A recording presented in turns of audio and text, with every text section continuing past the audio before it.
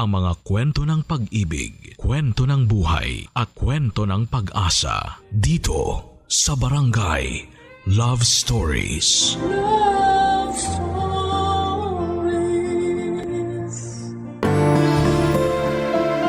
Likas sa bawat relasyon ang magkaroon ng hindi pagkakaintindihan.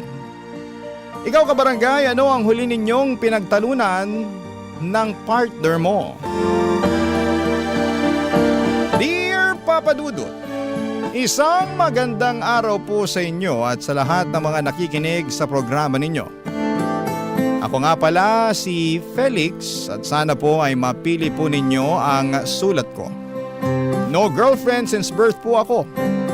Noong estudyante pa lamang ako ay palagi nang sinasabi ng mga magulang ko na pwedeng maghintay ang love life at mas mahalagang unahin ang pag-aaral. Kaya naman mula high school hanggang college ay talagang pag-aaral lamang ang inatupag ko.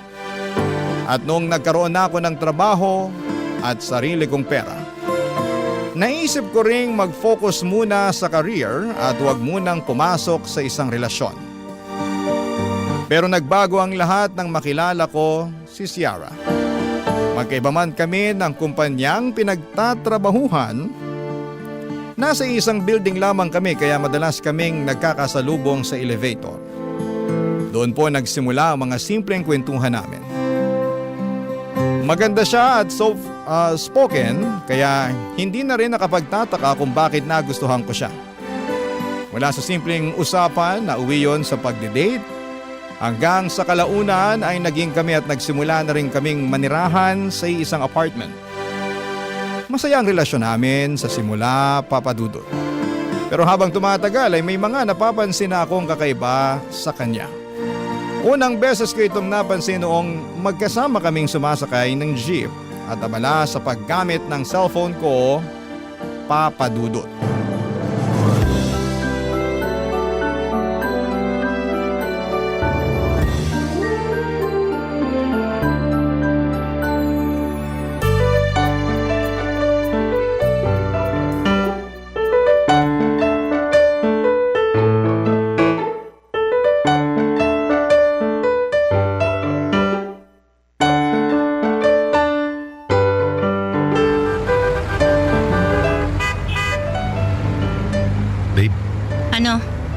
Ayos ka lang? Ba't mo naman naitanong?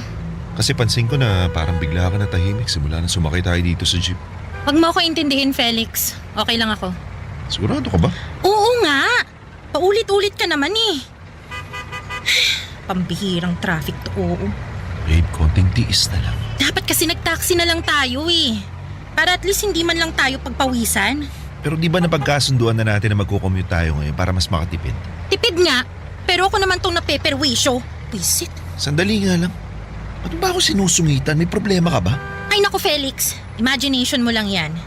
I mean, wala naman akong dahilan para sungitan ka, di ba? Alam kong hindi ka okay.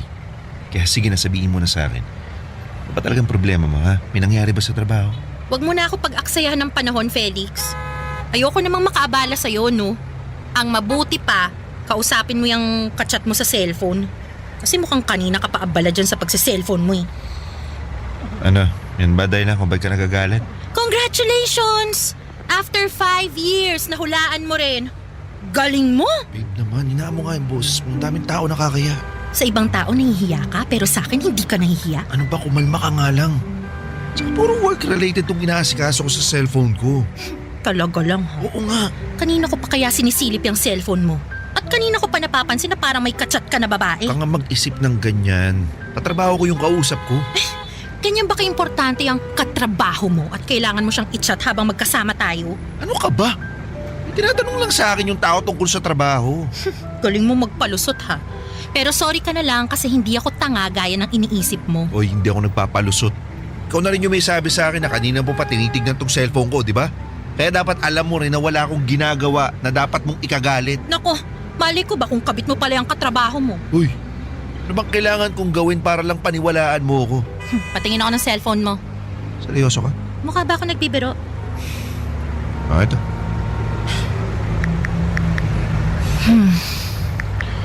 Wala ka mahanap dyan kasi nga wala akong ginagawang masama.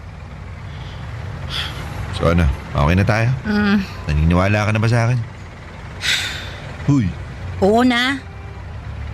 ito naman. Huwag mo na akong sungitan, please. Alam mo naman na mahal kita, di ba?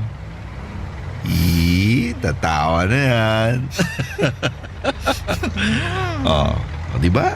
Mas maganda ka kapag nakangiti ka.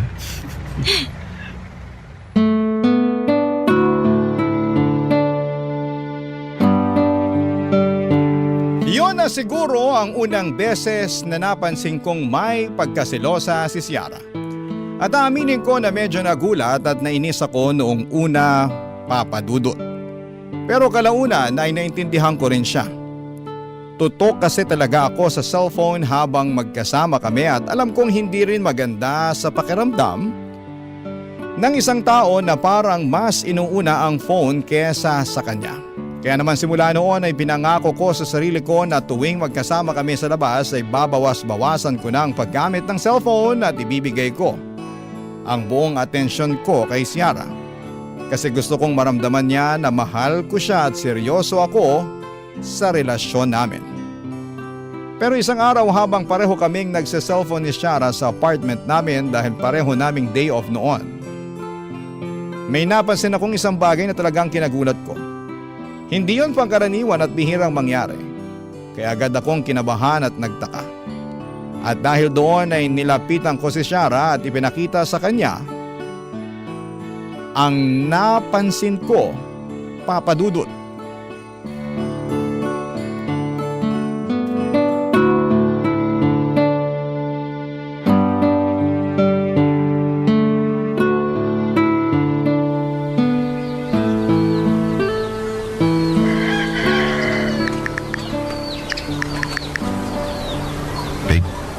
Ano yan, babe? Halika nga muna rito, mapapakita ko sa'yo. Mamaya na. Sige na. Kulit mo naman eh. Saglit lang to, promise. Storbo ka naman eh. Kita mo naman na nag-i-enjoy pa ako sa pinapanood kong movie, di ba? Sorry na. May gusto lang ako ipakita sa'yo. Medyo nawiwirdoan lang kasi ako sa nangyayari sa social media account ko eh. Bakit? Ano ba kasi nangyari? Tignan mo tong number or friends ko. Oh, ano meron? 800 na lang yung friends ko. So? Babe, 830 yan dati. Nakakaloka ka naman, babe. Seryoso, inistorbo mo yung panonood ko ng movie para lang sabihin sa akin na bumaba yung number of friends mo. Pero, di ba ang weird? Ba't ang daming nawalang friends? Ay nako, sigurado ako may explanation yan. Wait nga, Oh, anong ginagawa mo? i-check ko din yung social media ko. Baka mamaya nagkakaproblema rin tong account ko. Ay, confirmed. Glitch yung nangyayari. Tingnan mo, bumaba din ang number of friends ko. Seryoso? Oo. Patingin nga ako ng phone mo. Oh, eto. Tingnan mo, nasa 300 yan dati eh. Oh, O ngayon, 296 na lang yung online friends ko. bakit kayo nagkakaganito yung mga account natin? Gaya nga nung sinabi ko sa'yo, may nangyayaring glitch. Malay natin, di ba? Baka may sira yung app o website nila. Sa dinami-dami ba naman ng Pilipino na may social media? Hindi na nakakapagtaka kung nagugulo na yung mga social media websites, no? Sa bagay. Or, posible rin na may mga friends tayo na nag-deactivate ng social media account nila, kaya mas lalong bumaba yung number of friends natin. Kaya love na love kita eh. Bakit? Kasi hindi ka lang maganda. Matalino ka pa. Ay, nako Felix. Oo nga. Tigilan mo ko ah. Hindi na uubra sa akin yung pagpapakyut mo. I love you, babe. Sorry kung inabala ko yung panonood mo ng movie, ha? Okay lang. I love you too. May kailangan ka pa ba sa akin, sir? Wala na po. Pues kung ganon, babalik na ako sa panonood ko ng movie kasi nabitin ako eh. Sige. Napansin ko na parang may kakaiba talaga sa social media account ko kasi habang tumatagal ay unti-unti at tuloy-tuloy na nababawasan ang number of friends ko. Sobrang weird nito para sa akin lalo na't babad talaga ako sa social media at kabisado ko halos lahat ng detalye ng account ko. Kaya habang tumatagal ay mas lalo akong naguguluhan kung bakit nangyayari yon. Dahil hindi na ako mapakali ay nag-research ako online. Pero ayon sa mga nabasa ko ay wala naman daw glitch o system error. Ang mas kinagulat ko pa ay parang kami lang ni Shara ang nakaka-experience ng ganitong klase ng issue sa mga social media account namin. Kaya naman noong una ay pinilit ko na lamang isipin na baka may ilang friends lamang ako na nag-deactivate or nag-delete ng kanilang mga account. Kaya patuloy na bumababa ang bilang ng online friends ko. Siguro ganun lang talaga ang buhay, may mga bagay na unti-unti na palang nawawala nang hindi mo namamalayan. Papa Dudut. Barangay Love Stories. Barangay Love Stories. Kung noong una ay mga online friends ko lang ang nababawasan, sumunod naman ay pati ang mga pictures sa cellphone ko ay napapansin kong bigla na lang nawawala. Doon na talaga ako lubos na nabahala, Papa Dudut.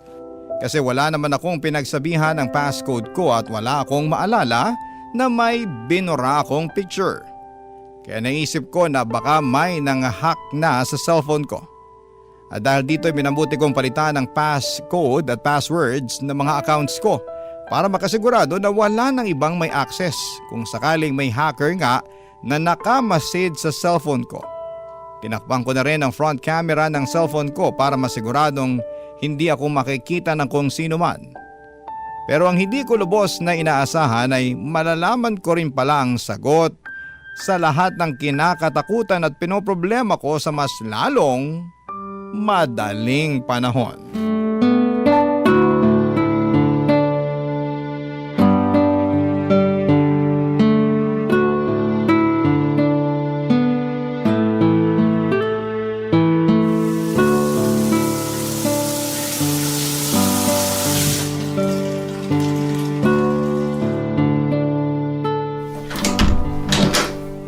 Babe, tapos na ako dito sa CR. Pwede ka na Sandali lang. Ba't ako mo yung cellphone ko?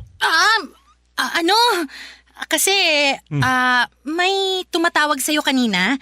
Kaya kinuha ko kagad yung cellphone mo. Baka kasi importante eh. Pero wala naman ako narinig na may tumatawag, di ba? Sobrang lakas kasi ng shower mo kanina kaya hindi mo marinig. Siguro. Akin na yung cellphone ko, babe. Tignan ko na lang kung sino yung nag-miss call sa akin, ha? Tatawagan ko na lang yung nag-miss call sa akin. Baka kasi importante. Akin na. Eto. Device locked. Too many passcode attempts. Ba't ganito to? Sinubukan mo ba buksan tong cellphone ko? Ano kasi, babe? Nagloloko yung phone mo kasi aksidente kong naupuan yan kanina. Sorry ah. Pero di ba sinabi mo sa akin na may nag-missed call sa akin? Shara, may hindi ka ba sinasabi sa akin? Ano ka ba naman, Felix? Wala, no? Alam mo yung ayaw ko sa lahat? Yung nagsisinungaling. Kaya please lang magsabi ka sa akin ng totoo. Ang kulit mo naman eh. Sinabi na ngang wala, di ba? Ikaw nga tong may ginagawang kaduda-duda. Ikaw pa ngayon tong galit. Kung tutusin, kasalanan mo rin naman lahat to eh. Oh, ano ibig mo sabihin? Kaya ako lang naman pinapakialaman yung cellphone mo kasi buwisit na buwisit ako sa mga babaeng kachat mo. Sandali nga lang. Ang ibig mo sabihin, sa lahat ng to, may access ka sa cellphone ko? Shara, sagutin mo ako. Paano ka nagkaroon ng access sa cellphone ko, ha? Ni minsan hindi ko binigay yung passcode ko sa'yo. Di naman kasi mahirap hulaan yung passcode mo eh. Birthday mo kaya yung ginamit mong passcode dyan sa cellphone mo. Pero wala ka pa rin karapatan na i-invade yung privacy ko. Shara, sumusobra ka na, ha? Bakit mo ba ginagawa to? Ha? Ni minsan hindi ko naman pinakailaman yung cellphone mo, di ba? Pwes, kasalanan mo to. Kasi ikaw tong nagbibigay sa akin ng dahilan para pagdudahan ka. Paano ba naman kasi? Ang dami mong pictures na may kasamang babae. Kaya napilitan tuloy akong i-delete yung iba kasi nabubwisit lang ako tuwing nakikita ko yung mga picture. So ikaw yung dahilan kung bakit bigla-bigla na lang nawawala yung mga pictures ko, tama? Klasika. Sabihin mo nga rin sa akin, Shara. Ikaw rin ba yung dahilan kung bakit bigla-bigla na lang nawawala yung mga friends ko sa social media? Yung mga babaeng kinaiinisan ko lang naman yung binablock ko sa account mo eh. Ba't mahirap na hirap kang pagkatiwalaan ako? Babe, may tiwala ako sa'yo. Pero sa mga babaeng kachat mo, wala. Yung mga babaeng tinutukoy mo, lahat yun, mga kasama ko sa trabaho. Yung mga pictures na pinagbubura mo, lahat yun, pictures ng team building namin. O bakit? Masisisi mo ba ako? Kasama mo pa rin naman yung mga babae sa mga pictures na yun eh. Shara, group pictures yun! Mapag-group picture man o hindi, andun pa rin yung mga babaeng kinaiinisan ko. Alam mo, pagod na ako. Grabe. Napaniwala mo ko na naglolo ko yung social media account ko, pero yun pala, kinokontrol mo na yung bawat galaw ko ng pailalim. Para saan pa at nobyo mo ko? Kung hindi mo rin naman pala ako pagkakatiwalaan, ha? Alam mo, wala akong maisip na ginawang masama sa'yo para pagdudaan at traidorin mo ko ng ganito katindi. Sigurado ako na kapag hindi kita binakuran, darating ang panahon na may malanding aali-aligid sa'yo. Ayoko ng kahati, Felix. Kaya umayos ka. At sobrang na-stress ako ng mga panahong yon, Papa Dudut. Hindi ko talaga matanggap na nagawa akong traidorin ng sarili kong girlfriend. Pakiramdam ko ay nagmukha akong tanga dahil naniwala ako sa lahat ng kasinungalingan niya. Dahil doon ay ilang araw kaming hindi nagkausap. Pareho naming piniling manahimik at iwasan ang isa't isa, Papa Dudut. Hanggang sa isang araw, hindi ko na kinaya at kinausap ko na si Shara. Kahit galit na galit pa rin ako sa nangyari, aaminin ko na mahal ko pa rin siya. Handa akong bigyan siya ng second chance para sa akin at normal lang naman sa isang relasyon ng magselos at maging overprotective paminsan-minsan. Nagkaayos din po kami matapos namin pag-usapan ang lahat at nagkasundo na hindi na niya gagalawin ang cellphone ko. Pero makalipas ang ilang araw, tandang-tanda ko pa na day off noon ni Shara. Habang ako naman ay may pasok pagkatapos ng shift ko, ay nagpaalam sa akin ang supervisor ko habang samay kaming palabas ng building. Pero ang hindi ko namalayan, sa mga sandaling yon ay may nakamasid na pala sa akin, Papa Dudut.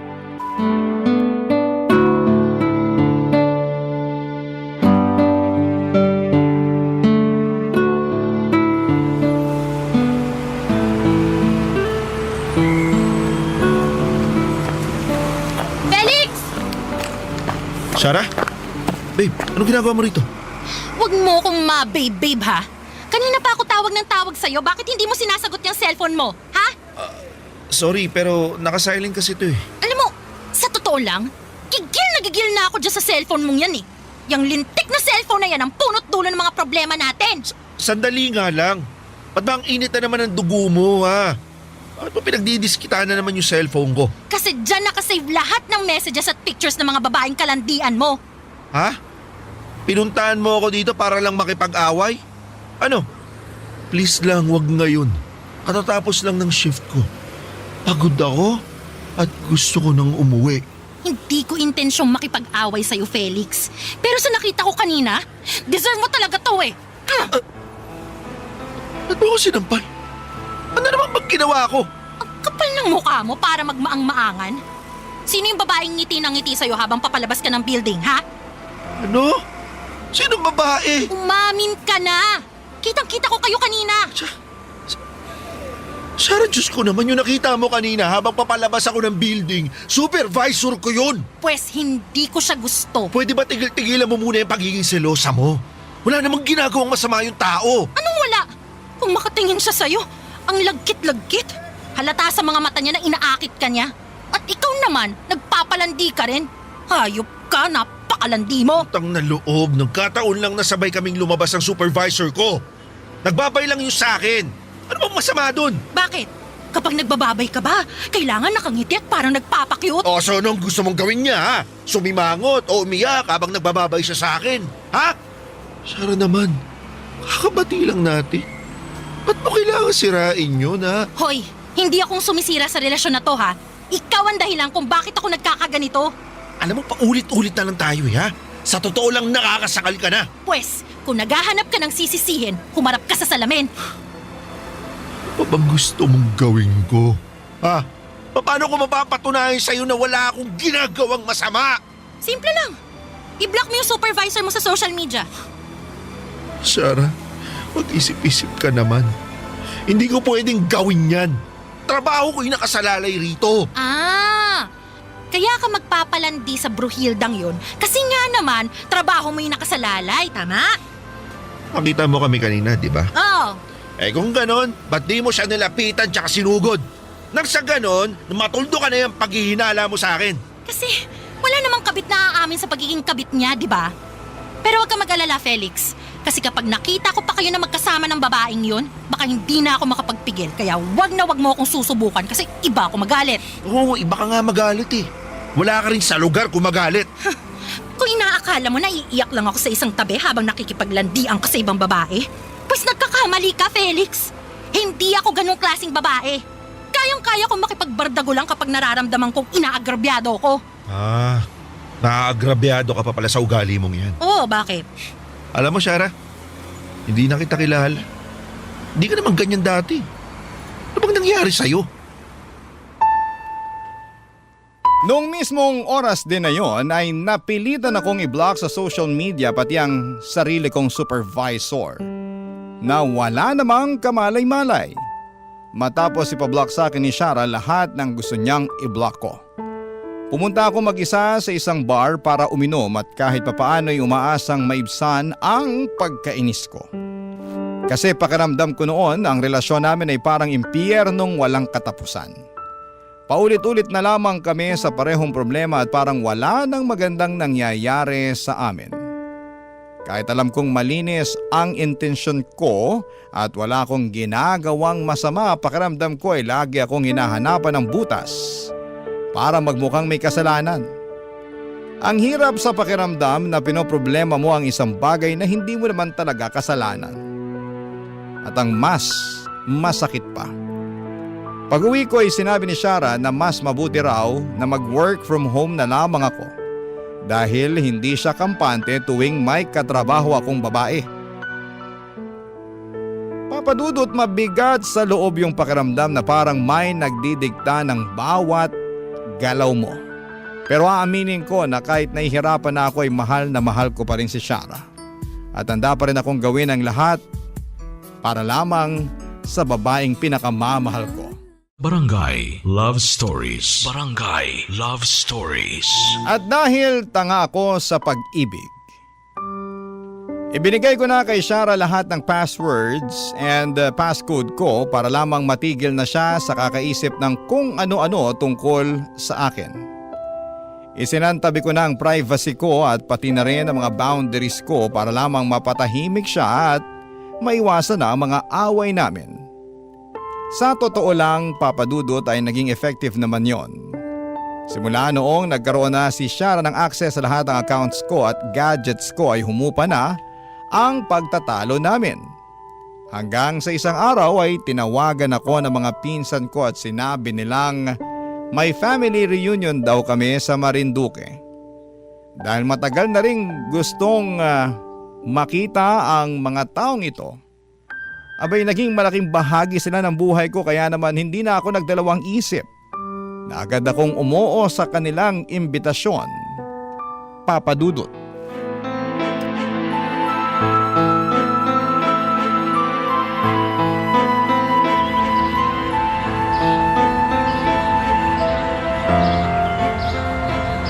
Hindi. Ha? Narinig mo ako.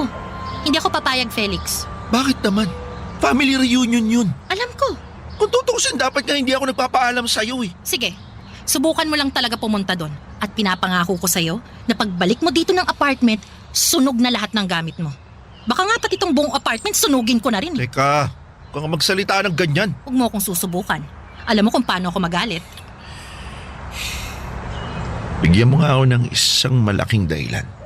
Isang malaking dahilan lang kung ba't ayaw mo akong pumunta sa family reunion namin. Kasi nga masyadong malayo yung Marinduque. Hindi worth it yung biyahe mo tsaka mapapagastos ka lang. Una sa lahat, sariling pera ko naman yung gagamitin ko. At isa pa, wag na wag mong sabihin na hindi worth it yung family reunion kasi sa lahat ng nangyayari sa atin ngayon, deserve kong magsaya kasama ang pamilya ko. Sinasabi mo bang miserable ka kapag kasama mo ko? Ganun ba yon ha? Wala akong ibang inangad nun kundi makasama ka. Pero sa ginagawa mo sa akin ngayon, sa tingin mo ba natutuwa pa ako tuwing magkasama tayo? Ang kapal ng mukha mo para pagsalitaan ako ng ganyan ha? Bakit? Ano ba sa tingin mong ginagawa ko sa'yo? Ito yung trato mo ako na parang preso. Palagi mo akong hinahanapan ng butas kahit wala naman akong ginagawang masama. Felix, kung hindi kita mahal, hindi naman ako mag-aabalang bakuran ka eh. Kaya nga kung tutuusin, dapat magpasalamat ka pa nga sa akin kasi isa tong sign para mapakita sa'yo kung gaano kita kamahal. Pero hindi ito yung gusto kong maramdaman. Kung ganito lang din naman pala yung pakiramdam ng magmahal, pues tama na. Ayoko nang magmahal. Naku, tigil-tigilan mo nga ako sa kaartehan mo, Felix. Hindi ka lang pinayagan na dumalo sa family reunion, nagkakaganyan ka na. Napaka-petty mo ha. Kilalang kilala na kita, Shara. Hindi mo na ako mauuto. Ha? Ano pinagsasasabi mo dyan? Alam kong may ibang dahilan kung bakit ayaw mo akong dumalo ng family reunion. Hindi ba't sinabi ko naman sa'yo na hindi worth it yung biyahe at yung gastusin mo? Yun lang yun! Huwag mo nga akong pinaglolo ko. Sabihin mo na lang sa akin ng totoo. Kung bakit ayaw mo akong pumunta dun sa reunion na yon. Kasi mas gusto kitang makasama. At saka... Ano? At saka kumbinsido ako na may kababata o kaibigan ka na gustong makita ulit. Yun. Sinasabi ko na nga ba yun eh? Ha? Pero ano ba bang kailangan mo ha? Nasa na lahat ang password ko. Kitang-kita mo naman ni minsan hindi kita niloko, di ba? Pero kapag lumuwas ka ng Marinduque, sigurado ako na magbabagong lahat. Eh di sumama ka sa akin para makita mo na wala akong gagawing kalokohan. Ayoko mapagod sa biyahe, no? E paano siya na mama at papa? Ano pagbabawalan mo na lang ba ako na makita sila ha? Felix, pareho na tayong nasa edad. Hindi mo na kailangan makita ang mga magulang mo. Sarah, ganyan ka na ba talaga kawalang puso? Huwag kang ang OA. Kung tutuusin nga yung mga bata sa Amerika, kinakalimutan na lang nila ang mga magulang nila once na nakatungtong na sila ng 18. Pero wala tayo sa Amerika. Mahal ko ang mga magulang ko at gusto ko sila makita. Oh, di video call mo na lang. Sabihin mo na, busy ka sa trabaho kaya hindi ka makakapunta. Tapos na to maliligo na ako. Magsaing ka na rin para makakain na tayo pagkatapos ko mag-CR, ha?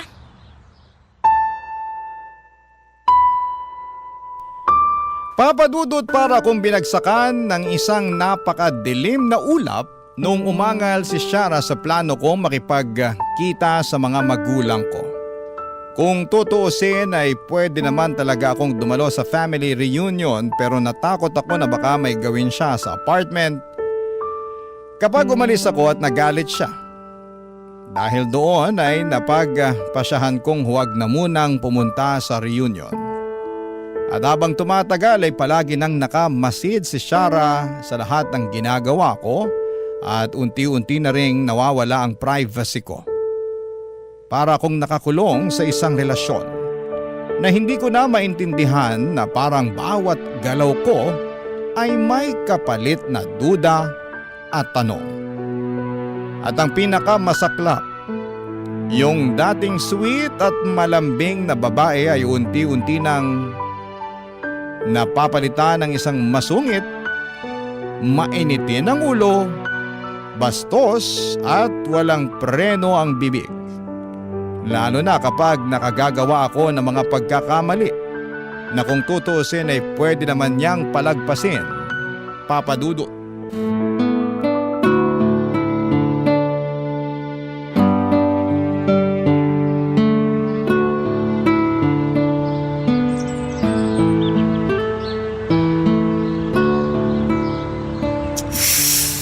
Bihira ka naman, Felix. Mauubusan na ako ng damit dito. Ano ba? Diyos me, napakatanga mo naman. Uy, huwag naman ako pagsalitaan ng ganyan. Pwes, kung ayaw mong pinagsasalitaan kita ng ganito, umayos ka. Pakabobo, inutil. Oo na, tanga na akong tanga. Bobo na akong bobo. Aha! At ngayon, ikaw pa tong may ganang magalit. Ikaw nga tong hindi makasunod sa simpleng inuutos ko sa'yo eh. Bakit mo kinalimutan yung laundry, ha? Felix! Sagot! Kasi pagod na ako. Anong ibig mong sabihin? Ayoko na. Diyos ko naman. Napaka-pathetic mo, ha? Grabe hindi ako makapaniwala nagkakaganito ka lang dahil sa laundry. Babaw mo naman. Nagkakaganito ako dahil sa'yo. Ha, nang dahil sa akin. Oh, bakit? Ano na naman ang ginawa ko? Yan! Yan ang problema. Sa tingin mo wala kang ginagawang masama. Hindi mo alam kung ano yung ginagawa mo. Pero ang totoo, masyado ka nang nakakasakit. Bawat kilos ko, binabantayan mo. Tapos kung utos-utusan mo ko para mo akong alila. Matagal na simula nung huli kong naramdaman na boyfriend mo pa pala ako. Teka nga lang, yung pag-check ko ba ng cellphone mo yung ikinagagalit mo? Felix, ipapaalala ko lang sa'yo ang dahilan kung bakit palagi kong tinitingnan yung cellphone mo dahil pinoprotektahan lang kita. Pinoprotektahan? Saan? Sa malalanding babae. Kaya palagi mo akong pinag-iigpitan kahit wala ka na sa lugar? Yung wala sa lugar ay yung nagpapalandi ka pa rin kahit alam mong lapitin ka ng mga babae. Pero lahat naman sa'yo may mali siya, di ba? Kahit anong gawin ko, palaging may nakikita kang mali. Maniwala ka sa akin. Kahit sinong lalaki mapapagod sa ginagawa mo kasi nakakasakal ka na. Bakit kung makapagsalita ka? Parang ang sama-sama kong tao, ha? Felix, hindi mo na ba ako mahal? Mahal kita. Pero panahon na para sarili ko naman yung isipin ko. Anong ibig mong sabihin? Nakikipaghiwalay na ako sa'yo. Ano? Felix, sandali lang. Hindi. Bakit ka naman makikipaghiwalay sa akin? Kasi nga hindi na nakakabuti sa atin tong relasyon na to. Habang tumatagal, mas lalo lang tayo naghahanap ng panibagong paraan para saktan ng isa't isa. Kaya mas mabuti pa kung maghiwalay na lang tayo para wala nang masaktan. Hindi. Hindi ako makakapayag. Shara, makinig ka sa akin ha. Utang na loob. Na natin pahirapan ng isa't isa. Wala ka sa akin. Para din to sa ikabubuti mo. Felix, kung nakikipaghiwalay ka sa akin dahil lang overprotective ako, di bale, huwag ka mag-alala, magbabago na ako. Please, Felix, mamakaawa ako sa'yo. Huwag mo naman ako hiwalayan. Mahal na mahal kita eh. Ginagawa ko lang naman to kasi ayoko mawala ka sa akin. Gusto kita makasama habang buhay. Pero iba yung gusto ko sa kailangan. Bakit? Ano ba sa tingin mong kailangan natin, ha? Kailangan natin ng space. Space para makapag-isip, para makapagpahinga, para mapag-isa. Dahil pag tumagal pa tayo magkasama, Shara, tuluyan na ako mababaliw. At pag ako nabaliw, hindi mo magugustuhan kung saan tayo mapupunta. Noong mismong araw na yon ay nagkanya-kanya na kami ng landas ni Shara. Simula noon ay wala na akong narinig na balita tungkol sa kanya at nalaman ko rin na blinak na niya ako sa lahat ng social media accounts ko. Aaminin ko na sobrang sakit ng desisyon kong makipaghiwalay sa kanya. Hindi naging madali ang lahat. Pero naniniwala ako na ginawa ko yon para sa kabubuti naming pareho. Habang tumatagal kasi ay mas nagiging malinaw sa akin na parang wala na talagang magandang patutunguhan ang relasyon namin. Kaya naman kahit mahal ko pa siya, pinili kong pakawalan siya para na rin sa ikabubuti niya. Sa ngayon, Papa Dudut, ay single na ulit ako at mas nakafocus na lamang sa trabaho. Marami po akong natutunan at na-realize sa lahat ng pinagdaanan ko. Napagtanto ko na hindi lang pisikal ang abuso. May mental at emotional abuse din na madalas ay hindi agad napapansin. Na-realize ko rin na kahit kaming mga lalaki pwede ring maabuso. Kaya sana ay mas maging bukas ang isipan natin sa ganitong mga usapin. Dahil lingid sa kaalaman ng marami, mas madalas itong nangyayari sa lipunan natin kesa sa inaakala. Dito ko na po muna tatapusin ang kwento ko. Maraming salamat po sa pagbibigay po ninyo sa akin ng pagkakataon na magbahagi ng naging karanasan ko sa buhay ko. Ang inyong forever kapuso at kabarangay, Felix. Kwentuhan naman tayo dito sa comment section. Barangay Love Stories. Love Stories.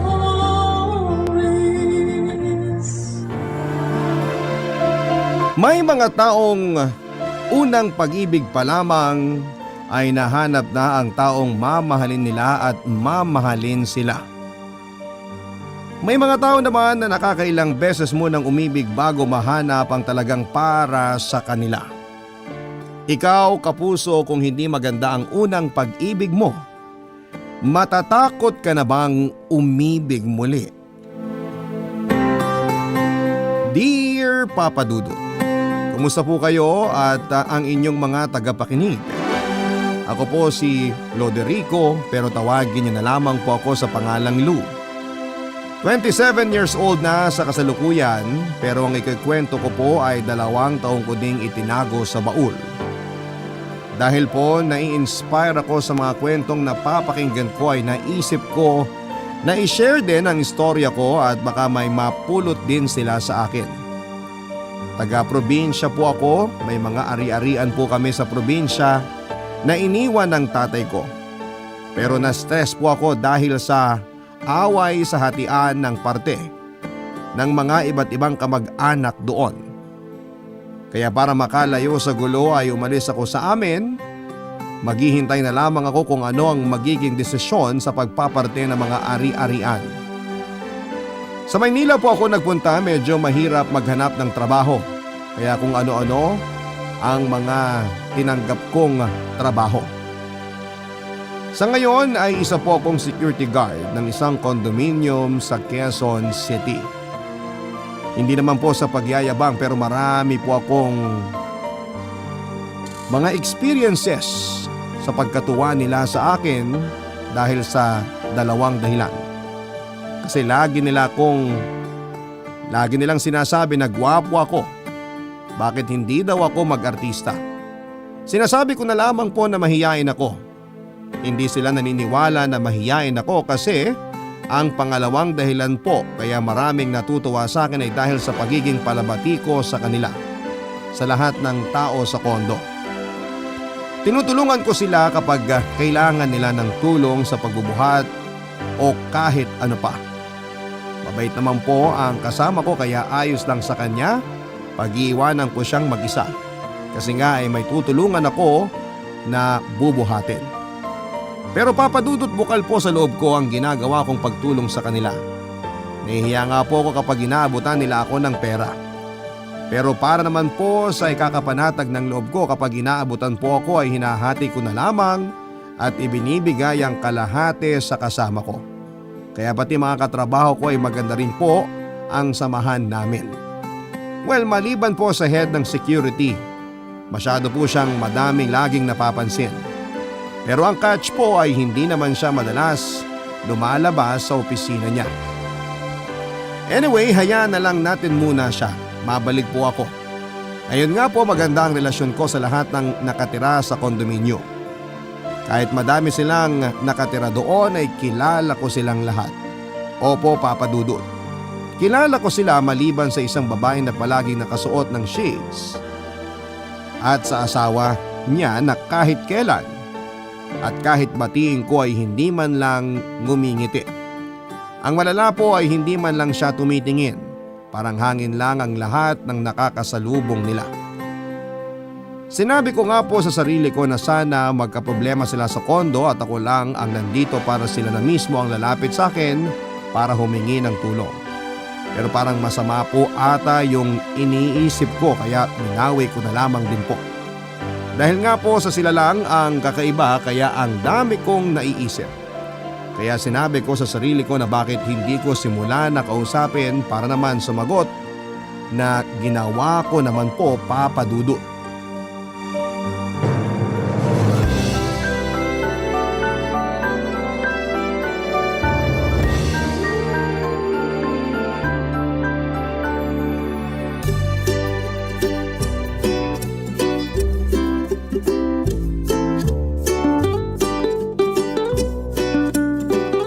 Good morning, ma'am.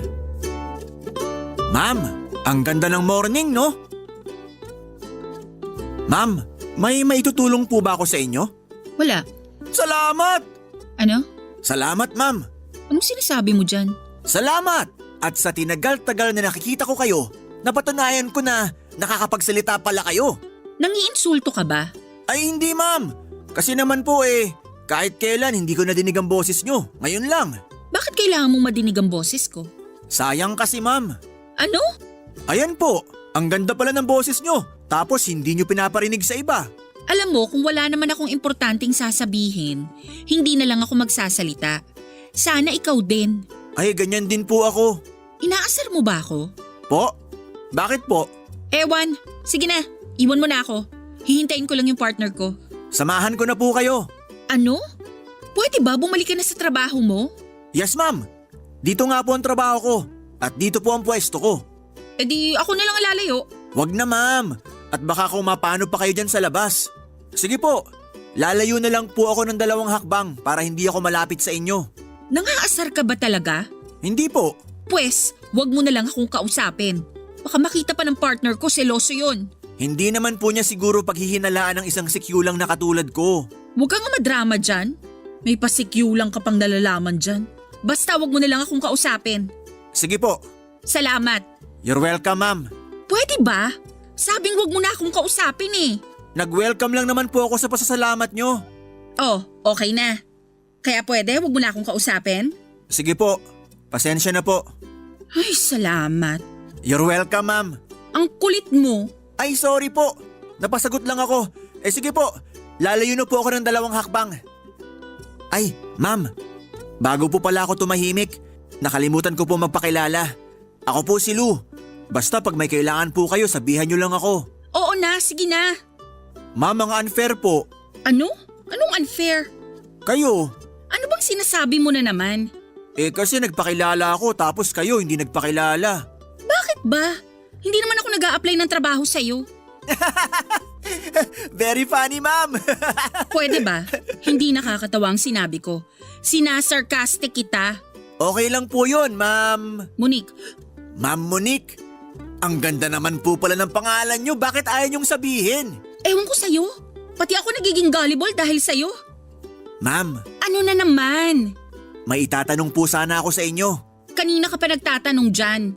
Ano na naman yun? Huwag po sana kayong magagalit ha. Bakit po palagi kayong naka-shades? May problema po bang mata nyo? Huwag mo na akong kausapin, please. Padating na yung partner ko. Nag-message na siya sa akin. Pero, Please. okay po. Sorry po. Papa Dudut, hindi ko na po talaga siya kakausapin noong sinabi niyang wag ko na siyang kausapin. Pero nakita pa din pala kami ng partner niya na magkausap. Nung huminto ang kotse ng partner niya sa harap ng entrance ng kondo ay kitang-kita ko kung gaano nanlilisik ang mga mata nito.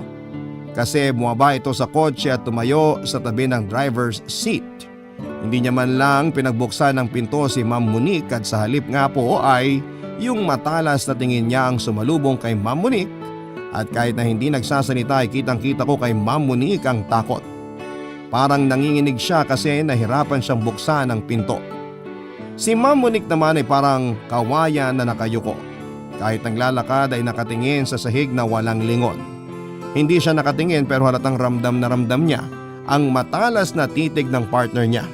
Naging malaking palaisipan sa akin ang tagpong yon, Papa Dudut. Kahit noong nasa quarter na ako ay hindi maalis sa isipan ko ang eksenang nasaksihan ko.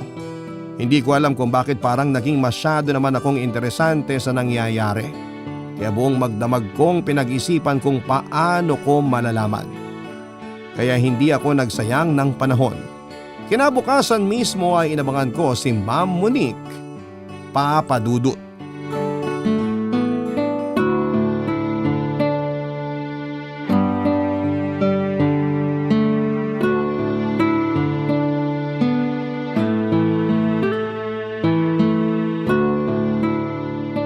Ma'am Monique, Huwag mo akong lapitan. pero ma'am, Huwag mo din akong kausapin. Kahit tignan, wag. bakit po? Anong bakit po? Sinasabihan kita lumayo ka sa akin. Ma'am, alam ko po may problema. Bakit hindi niyo sabihin sa akin? Baka makatulong ako. Walang problema kaya hindi ko kailangan ng tulong. Kung may problema, ikaw yon. Ma'am, wag naman kayong magalit. Gusto ko lang makatulong. Wala ngang problema, ang kulit mo. Hindi totoo yan, ma'am. O sige, tama ka nga. May problema nga pala, kaya kailangan kong ayusin. Pupunta ako sa management para i-report ka. Ma'am? Kung ayaw mong i-report kita, please, wag mo na akong kausapin. Sige ma'am. Kung yan po ang gusto nyo. Oo, yun ang gusto ko. Sige po, ma'am. Salamat. You're welcome po. Okay na, huwag ka nang sumagot. Ngayon total nandun ang pwesto mo, pwedeng bumalik ka na doon? Ma'am, Ano na naman? dito po ako naka-assign ngayon eh. Ako nang lalayo. Ingat po, ma'am. Huwag mo na sabi akong kausapin. Pinag-iingat ko lang po kayo. Huwag mo na akong pakialaman. Kaya kong sarili ko kaya please naman. Sorry po. Ma'am, Ano ba? hindi po kasi ako mapakali eh. Baka pwede pong makiusap. Ano pakiusap? Bigyan niyo lang po ng closure ang mga pag-aalala ko. Ipa-closure kapag nalalaman dyan? Please, ma'am. Tapos tatahimik na ako. Bilisan mo, baka dumating yung partner ko at makita ka na naman nakausap mo ko. Sige po. Unang tanong po, bakit po ba kayo parang laging natatakot? Ano bang pakialam mo sa takot ko? Pulis ka ba? Concerned citizen po. Pwes, lumabas ka doon at tulungan mo yung mga taong natatakot tumawid ng kalye. Ma'am naman, nakukuha pang mag-joke. Hindi ako nagjo-joke.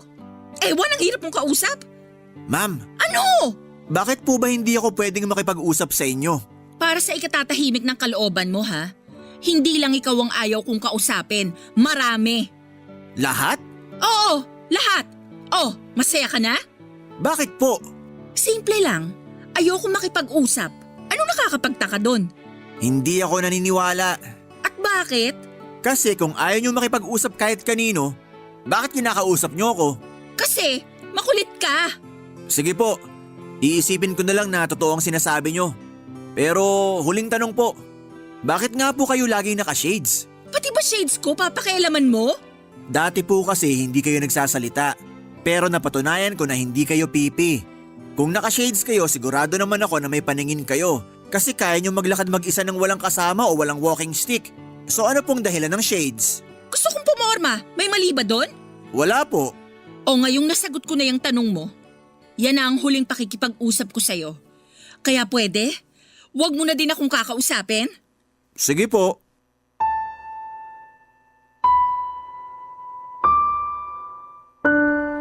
Papadudot, susundin ko na po sana ang gusto ni Ma'am Monique. Kaso'y sakto na namang dumating ang partner niya at nakitang kinakausap ko si Ma'am Monique.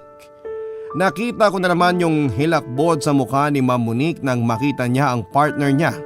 Paglapit niya po ay hindi niya pinansin si Ma'am Monique at sa halip po ay sa akin siya dumiretso. Mas malaki siya sa akin, Papadudot, kaya ang dali sa kanya na kwelyuhan ako. Hindi ko po alam kung bakit hindi ako nakaramdam ng takot. Tinitigan ko siya ng diretso kahit halos sakalin na niya ako. Mabuti na lamang po ay nakita kami noong kasamahan kong guard na nakapwesto sa pintuan. Agad siyang tumakbo papalapit sa amin at inawat niya ang partner ni Ma'am Monique. Napakiusapan ng kasamahan ko na ayusin ang gulo ng maayos na paraan. Saka po dumating ang head ng security at nakita niya po pala sa CCTV ang kaguluhan. Kaya agad niya akong pinapunta sa opisina niya at humingi siya ng despensa sa partner ni Ma'am Monique. Papadudot, dalawa po kaming involved sa gulo pero ako lamang po ang kinausap niya. Tapos po ang lumalabas na ako pa ang nagsimula ng gulo. Pinagsabihan niya ako at binigyan ng babala na kapag kinausap ko pa daw si Ma'am Monique ay matatanggal ako sa trabaho. Barangay Love Stories. Barangay Love Stories. Papadudot, akala ko noon ay kaya ako ang pinag-iinitan ng head namin ay dahil ganon talaga ang ugali niya. Pero may mas malalim palang dahilan. Isang gabi nang nagro-ronda ako sa building ay pumunta muna ako sa basement parking para i-check kung maayos ba ang lahat doon. Pero nang paliko na ako sa susunod na pasilyo ay laking gulat ko nang madinig ko ang boses ng head ko na may kausap. At ang kanyang kausap ay walang iba kundi si Sir Abet, ang partner ni Ma'am Monique, at napatigil ako, Papadudot, at hindi ko na napigilang makinig. Hindi ko na nadinig ang mga una nilang pinag-usapan pero ang huling usapan nila ay nagpasalamat ang head namin kay Sir Abet. Hindi ko alam kung ano ang pinagpapasalamat niya. Pero mas nagulat ako nang sabihin ni Sir Abet na sa susunod daw ay ibibigay uli siya sa head namin. Basta daw ayusin niya ang trabaho niya at baka doblehin pa daw ang presyo ng serbisyo nito. Umatras na lamang ako, Papadudot. Inuna ko ang rondahan ng likod ng condominium. Baka mapasama na naman ako sa head namin at lalo akong pag-initan. Pero kahit natatakot akong mawala ng trabaho, para sa akin ay dapat may gawin ako sa problema ni Ma'am Monique. Kakausapin ko ba din siya? Pero gagawa ako ng paraan na hindi halatang kinakausap ko siya, Papa Dudut.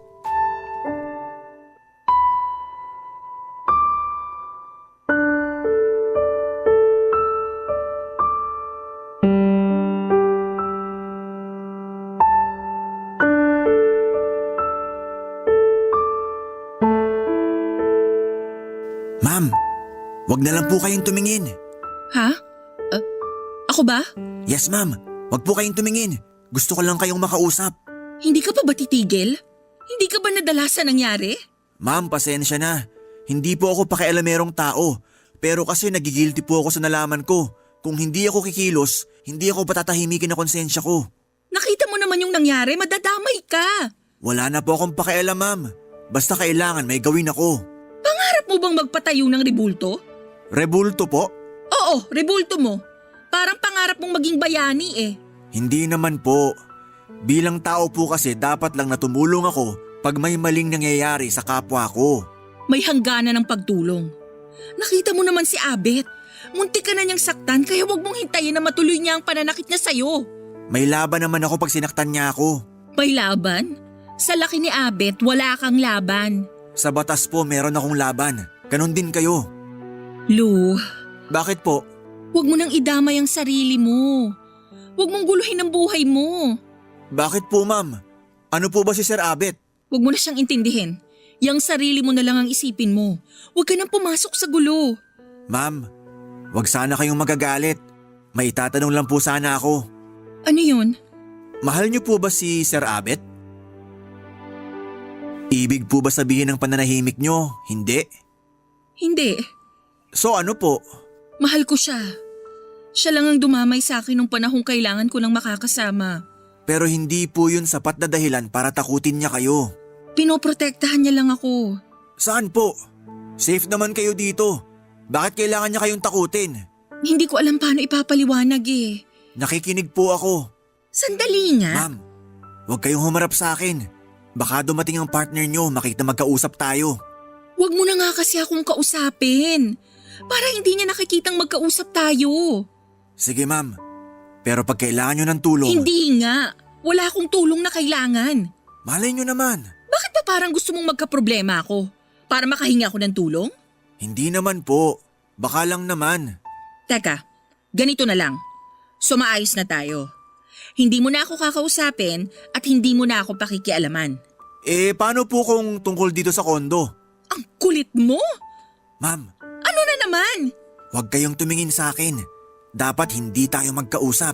Alam mo, nakatingin man ako o hindi. Ewan ko nga kung bakit pa kita kinakausap. Tingin ko po kaya niyo ako kinakausap kasi may gusto kayong sabihin. Hindi ka ba titigil? Sorry po. Huwag po sana kayong magalit. Hindi naman ako nagagalit. Salamat ma'am. Saan na naman? Sa hindi niyo paggalit. Tumatawa po ba kayo? Hindi, may naalala lang ako. At least tumawa na kayo. Sayang naman ang ngiti niyo kung hindi niyo gagamitin. Pero alam niyo ba ma'am, na kahit hindi ngumiti ang labi, malalaman pa din ng kausap niya kung nakangiti siya? Paano? Dahil sa mata. Mas expressive po ang mata pag ngumiti, hindi magsisinungaling. Ang labi kasi pwedeng mameke eh. Ang sinasabi mo ba peke ang pagngiti ko? Hindi po. Anong sinasabi mo? Na mas maganda kung kita ang mata nyo. Nakikialam ka na naman. Diyan ka na nga. Mula noon ay gano'n na kaming mag-usap ni Ma'am Monique, Papa Dudut. Kahit nakukulitan siya sa akin ay hindi pa din naman siya tumitigil sumagot sa mga sinasabi ko. Parang pakiramdam ko na sa tuwing kinakausap ko lamang siya ay saka siya nagkakaroon ng kausap. Parang ang tagal niyang walang nakakausap. Yun nga lang parang kaming mga baliw na nagsasalitang mag-isa. Kasi sa tuwing nag-uusap po kami ay hindi kami nagtitinginan at dapat nakaiwas sa kuha ng CCTV ang mga bibig namin. para hindi halatang gumagalaw. Kasi po tama po pala ang naiisip ko na paraan ng pag-uusap namin.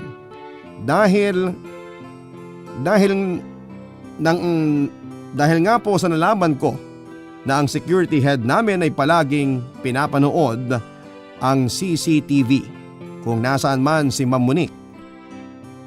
Kaya pala nalalaman ni Sir Abet ang bawat kilos ni Ma'am Monique. Iniisip ko na lamang na kung yun ba ang nadidinig ko na binabayaran sa kanya ni Sir Abet ang ipaalam sa kanya ang lahat ng ginagawa ni Ma'am Monique. May mali po ata sa ginagawa ng head namin.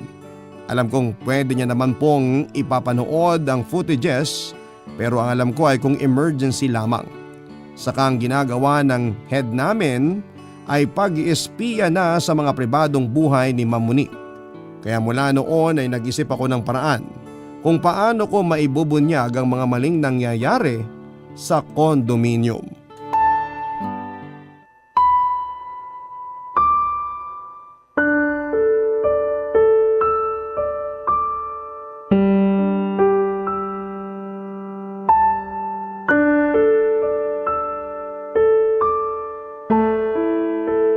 Good morning, Ma'am Monique. Teka, umiiyak po ba kayo? Akala ko ba nagkaintindihan na tayo? Saan, ma'am? Na hindi mo na ako kakausapin. Bago ko po sagutin yan, ma'am. May CCTV po kasi. Baka makitang gumagalaw ang bibig nyo. Iisipin nila nag-uusap tayo. Doon po kayo humarap sa glass window. Ewan ko kung bakit ako nakikinig sa'yo at kailangan kong umiwas sa CCTV. Para sa proteksyon nyo, ma'am. Ang proteksyon ko ay yung hindi mo pagkausap sa akin. Hindi ko po ata mapapalampas lang yan nakita kong umiiyak kayo. Bakit ba? Kahit tumawa ako dito, bakit ba kailangan mong makialam? Hindi naman po sa nakikialam. Concerned lang po ako sa inyo. Bakit? Para sa security nyo. Kasi po security guard ako eh. Pilosopo ka? Bakit? Ginagawa mo ba sa lahat ng nandito sa kondo yung sinasabi mong concern? Ayo po. Hindi nyo lang po napapansin kasi wala po kayong pinapansin dati. O ayun pala eh. Magpaka-busy ka na lang sa pagkukoncern sa kanila. Tapos, lubayan mo na ako. Ma'am, alam kong kaya nyo ako kinakausap kasi may gusto kayong sabihin. Kung yan ang iniisip mo, pues, kung ayaw mo akong lubayan, ako na ang iiwas. Nakakahiya naman sa'yo eh. Kahit umiwas kayo, ma'am, mangangamusta at mangangamusta pa din ako. Gusto mo bang mawalan ng trabaho? Ma'am, ipapatanggal nyo po ako? Hindi ako. Kaya sinasabihan na kita. Baka masaktan ka niya. Ni Sir Abet? Aalis na ako. Ay ma'am, nahulog po shades nyo. Akin na! Ma'am, black eye po ba yan? Akin na yung salamin ko. Sorry po, eto po. Ma'am, sorry po. Huwag na kayong umiyak. Please, wag mo na akong kausapin. Please! Ma'am, dahil po ba sa akin kaya kayo may black eye? Si Sir po bang may gawa niyan? Wala ka ng pakialam. Ma'am, mali po yan. Ikaw ang mali. Sinabi ko nang wag mo akong kausapin, ngayon naman nakikialam ka. Ma'am, tutulungan ko kayo. Ang kulit mo! Sabi nang wag mo akong pakialaman. Ma'am, mas kailangan ko na po sigurong makialam ngayon. Sino ka ba? Buhay ko to. Yun na nga po, ma'am. Buhay niyo po yan. At hindi niya kayo dapat sinasaktan. Kung hindi dahil sa'yo, hindi ako sasaktan. O ayan, sinabi ko na. Kaya lubayan mo na lang ako nang matahimik ang buhay ko. Pero ma'am… Please, nakikiusap ako sa'yo. Huwag ka nang makialam. At huwag mo na din akong kausapin, yun lang. Pwede ba? Pero ma'am… Please naman! Maawa ka naman sa akin! Sige po ma'am, tatahimik na lang po ako. Pero sana po, huli na yan. Mabait si Abet. Seloso lang siya. Yun nga ma'am ang problema. Seloso po siya. E paano po yun? Lahat pagseselosan niya. Tapos habang nagsaselo siya, lagi kanyang sasaktan? Salamat sa malasakit mo. Pero please lang, sana makinig ka na lang sa pakiusap ko. Sige po. Habang nag-uusap po kami ay biglang sumulpot si Sir Abet. Hinila niya si Ma'am Monique na halos matumba. at saka ako sinugod.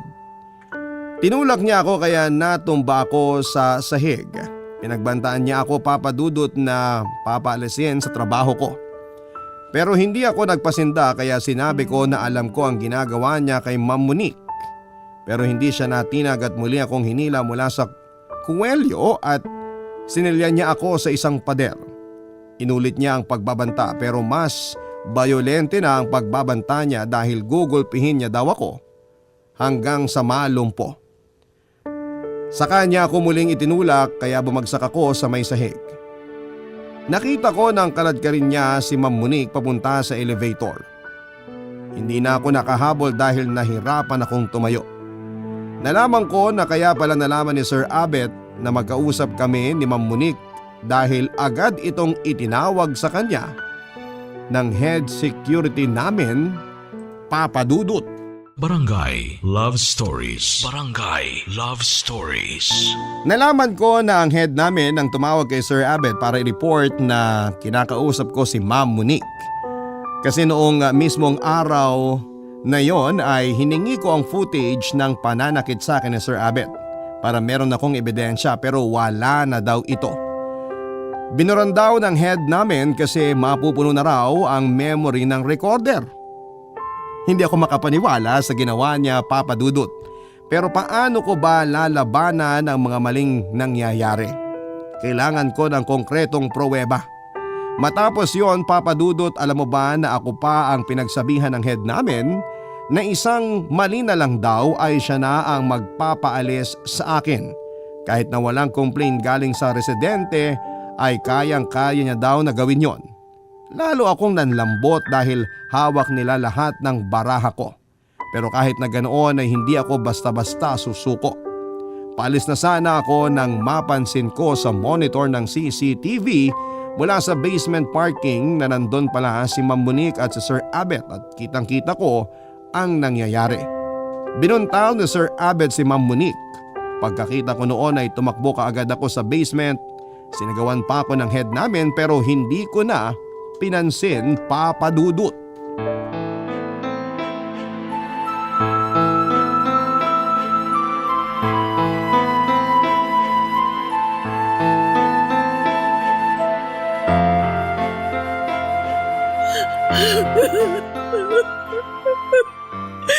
Ma'am Monique! Nasaan si Sir Abet? Tama na! Hindi ma'am, mali yan eh! Tama na, Lo! Wala na siya! Umalis na siya! Kumusta ka ma'am? Anong nararamdaman mo? Hayaan mo na ako! Hindi nga ma'am. Nung nakita ko na may black eye kayo, nanggigil na ako. Mas lalo ngayon dahil kitang-kita ko kung paano kanya sinasaktan. Anong ibig mong sabihin? Nakita kong ginawa niya sa CCTV. Kaya ako napatakbo dito. Lo, hayaan mo na lang. Huwag mo nang idamay ang sarili mo. Kaya ko na din ang sarili ko. Sa tingin niyo ba patatahimikin ako na konsensya ko? Ngayon pang nalaman kong talagang kalagayan niyo? Maraming salamat sa concern pero… Pero ano ma'am? Kung ayaw niyo magreklamo, ako magrereklamo. Kung ayaw niyo magdemanda, ako magdedemanda. Huwag na nating paabutin dyan. Ayoko ng iskandalo. Hindi naman po natin ipagsasabi. Pero kailangan malaman ng batas na nangyayari sa inyo. Paano? Nung huling nasa pulisya kami, binaliktad niya pa ako. Na kaya niya daw nagawa yon dahil sa panlalalaki ko. May binayaran pa siyang tao para lang mapatotohanan ang sinabi niya. Tapos binulungan niya ako na sisirain niya ang pagkatao ko kapag hindi ko inatras ang reklamo ko sa kanya. Wala akong nagawa dahil sa takot. Pag walang reklamo, walang kaso.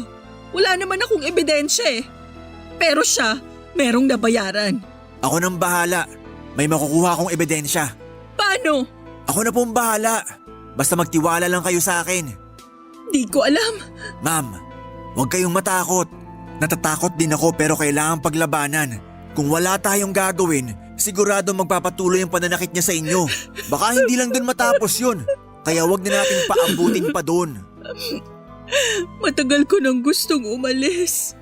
Pero para akong preso. Sa tuwing tatakas ako, sinasaktan niya ang mga tumutulong sa akin. Hindi nalalaman kung sino ang gumagawa ng pananakit pero alam ko na siya yon. Si Abet yon. Nasaan po ang parents nyo? Nasa ibang bansa sila. Ayokong sabihin sa kanila to dahil matatanda na sila. Siguradong mag-aalala sila at baka kung ano pang mangyari sa kanila. Naiintindihan kita, ma'am. Pupunta na ako sa unit namin. Wag muna, ma'am. Baka ulitin niyang ginawa niya. Basta wala naman siyang nakikitang kausap ko. Hindi naman siya magagalit eh. Safe dito, ma'am. Walang CCTV sa parteng to ng basement. Kaya siguradong hindi niya makikita sa CCTV na magkausap tayo. Mabuti pa, babalik na ako. Pero ma'am, kahit hindi niya tayo nakita magkausap, alam ng head namin na pinuntahan kita. Kaya siguradong malalaman niyang nag-usap tayo. Anong ibig mong sabihin? Yung security head po namin, kakontsaba ni Sir Abet. Binabayaran siya para i-report ang lahat ng ginagawa nyo at ipapanood ang CCTV para makita ang mga pinuntahan at ginawa nyo sa loob ng buong kondo. Saan ako pupunta? Ayoko nang madamay ang mga kaibigan ko. Hindi tayo mahahagip ng CCTV, basta sa gilid tayo dadaan. Doon muna kayo sa quarters namin. May isang kwarto pa doon na hindi ginagamit. Malinis naman po yun at maayos. Yung kasama ko, mababait ang mga yon. Kaya maiintindihan nila pag kinuwento ko. Pero paano yung head nyo? Hindi po nagpupunta yun doon. Palagi lang siya nasa opisina niya. Mas tinatrabaho niyang pagmamanman sa inyo kesa ang trabaho niya sa kondo. Pero hindi naman ako pwedeng dun tumigil ng matagal sa quarter nyo. Opo ma'am, tatapusin po natin lahat ng mali dito ngayong araw na to. Anong gagawin mo? Ako na pong bahala, pero kailangan kong tulong nyo. Sasabihan ko kayo mamaya kung paano. Salamat. Wala pong anuman ma'am. May pakiusap lang ako. Ano po yun? Pwedeng wag mo na akong ipo at Monique na lang ang itawag mo sa akin. Tanggalin mo na ang ma'am. Sige po, ay ibig kong sabihin, sige Monique. Tara na sa quarters namin. Sige, ikaw nang bahala sa lahat. Mag-iingat ka, Luha. Salamat, tara na. Gaya ng inaasahan ko, Papa Dudut, nang puntahan ko ang head namin para hingin ng CCTV footage ng pambubuntal ni Sir Abed kay Monique ay wala na ito. Nabura na. Pero in-expect ko na yon, Papa Dudut, kaya hindi yon kasama sa plano ko. Nang makalingat ang head namin ay agad akong pumunta sa opisina niya kung saan ay nandoon ang mga monitors ng CCTV. Sa isang tagong pwesto ay naglagay ako ng sariling kamera na kitang buong monitor pati ang pwesto ng head namin. Matagal nang nasa akin ang kamera na yon at kaya pala hindi ko binibenta ay magagamit ko pala yon. At yun na nga ang araw na hinihintay ko. Kayang mag-record ng kamera ng 12 to 18 hours kaya nang pinindot ko ang record ay umalis na rin kaagad ako. Hinintay ko na lamang ang magiging bida sa kuha ng kamera ko. Walang iba kundi si Sir Abet. Sinabihan ko na si Monique na humanda na sa mangyayari. Handa din siya sa isang sakripisyo para lamang tapusin na ang kalbaryong pinagdadaanan niya. Nagpunta kami sa basement at nag-usap ni Monique. Tumapat talaga kami sa CCTV saka ako iniwan si Monique at nagpunta na ako sa lobby. Ilang sandali ay dumating na si Sir Abet. Walang pasabi bigla niya akong sinuntok ng ilang beses at hinahanap si Monique sa akin. Siyempre nalaman niya lahat dahil sa sumbong na naman ng head namin. Matapos niya akong masuntok ng ilang beses ay sinabi ko na nasa basement si Monique na agad niyang pinuntahan. Sa kinatatayuan ni Monique sa basement ay hindi siya umalis. Kaya nang saktan din siya ni Sir Abet ay kitang-kita yon sa CCTV. Kaya sumugod na agad ako at nilabanan na si Sir Abet. Ang hindi niya alam ay bago pa siya dumating ay tumawag na sa pulis si Monique kaya agad siyang napusasan. Dinala kami lahat sa opisina ng security head. Nang hinihingi ng pulis ang footages ng CCTV ay sinabi ng head namin na wala nang na-capture dahil kahapon pang nasira ang system ng CCTV.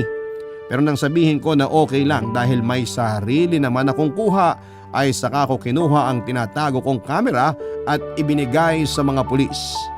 Nang buksan ng mga pulis ay nakita niya ang buong pag-aamok ni Sir Abet sa mga monitors ng CCTV at nakita din ito kung paano binura ng head namin ang mga kuha. Wala nang ligtas sina Sir Abet at ang head namin kaya agad silang dinala sa presinto, Papa Dudut.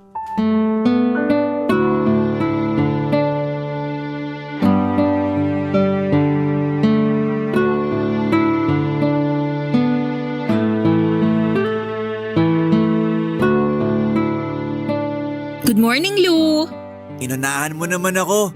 Pero ihahabol ko pa din. Good morning, Miss Monique. Mangungulit ka na naman eh. Bakit? Tanggalin mo na yung miss. Bakit naman? Di ba wala na si Abet? Kaya miss ka na. Kahit kailan hindi naman ako naging misis. Hindi naman kami kinasal. Kung sa bagay. Ayan. Ang gandang tingnan ng ngiti mo. Kasi wala na ang suot mong shades. Kita na ang ngiti ng labi at mata mo. Alam mo, ngayong hindi ko na sinuot ang salamin ko, ngayon ko lang nalaman maliwanag pala dito sa lobby.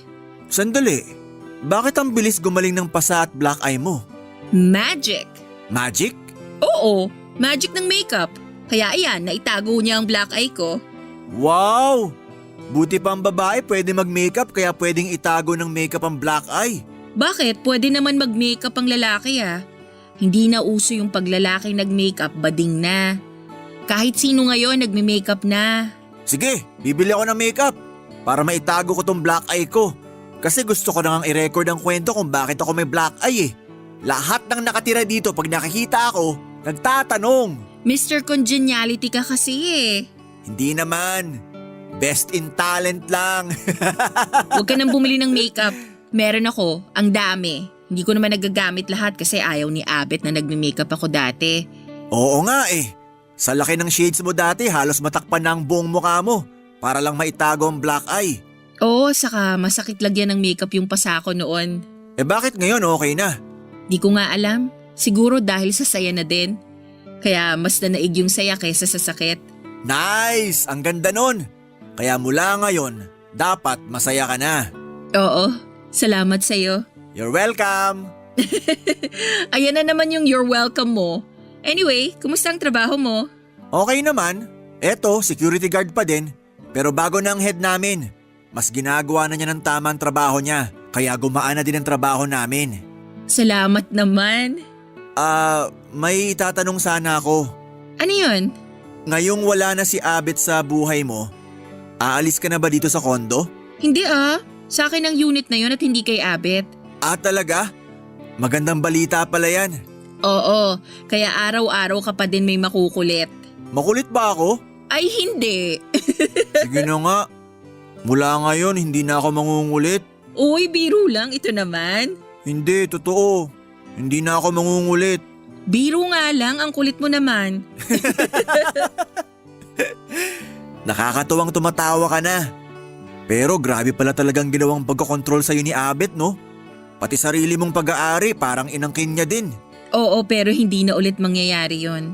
Eh ano nga palang mangyayari kay Abet? Makukulong ba siya? Hindi na. Gumawa kami ng settlement sa abogado ko na hindi siya lalapit sa akin kahit kailan. Kung hindi, makukulong siya ng matagal. Hindi ko na din siya hininga ng danyos para tuluyan ng mabura siya sa buhay ko. Hindi ko alam kung tamang desisyon mo pero alam kong mabuti na din yon para sa'yo. Oo. Yung head namin, ewan ko kung anong kahinatnan. Kasi ang management na mismo naghain ng demanda sa kanya dahil nga sa ginagawa niya dati. Ayaw daw ng management na malaman ng mga nakatira dito na hindi sila safe at secured kung hahayaan ang nangyari. Ay, ayan na nga ang karma. Dahil sa pagsama sa mali, ay mas malaki patuloy ang parusa sa kanya. Yan ang hiwaga ng buhay. Mahiwaga talaga. Napakahiwaga talaga ng buhay, Papa Dudut. Kasi hanggang ngayon ay napakaganda ng relasyon namin ni Monique.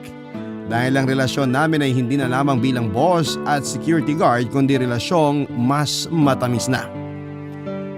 Oo, Papa Dudut, naging kami na ni Monique. Yun pa din ang trabaho ko, Papa Dudut, pero may-ari na ng isang security agency. Dahil sa wakas ay natapos na rin ang gulo sa partehan sa ari-arian at nakuha ko na po ang para sa akin na siyang pinangsimula ko nga po ng tinayo kong agency. At kami na po ang may hawak sa kondo na kung saan ay nakatira si Monique. Ako naman po ay may kinuha din na unit naman sa katapat na kondo dahil malapit lang ako doon ay doon ako kumakain sa unit ni Monique tuwing hapunan. Pero hindi po ako doon natutulog. Old fashioned po kasi ako. Para sa akin ay magsasama lamang kami pagkatapos na ng kasal. Yes, ole Papa Dudut. Malapit na rin kaming ikasal Ang saya po, hindi ba? Si Monique naman po ay nagsimula na rin ang business niya na clothing line at ang pwesto niya ay sa isang commercial unit, ang ibaba ng kondo kung saan ako nakatira. Kinuha niya agad ito nang may mabakante.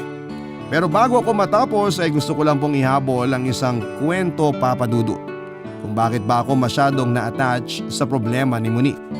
Nang mamatay po kasi ang tatay ko, ang nanay ko po ay nagkaroon uli ng karelasyon noong bata pa ako. At ang taong yon ay palagi kong nakikitang sinasaktan si nanay. Matagal na rin pong wala ang taong yon sa buhay namin bago po pumanaw si nanay. Kaya mula noon ay pinangako ko sa sarili ko na ayokong may makikitang sinasaktan na babae. Salamat po, Papa Dudut, sa pagbasa ng aking kwento, ang inyong forever kapuso at kabarangay, Lou. Nagustuhan ng iyong napakinggan? Ituloy yan via live stream sa www.gmanetwork.com/radio. Barangay LS 97.1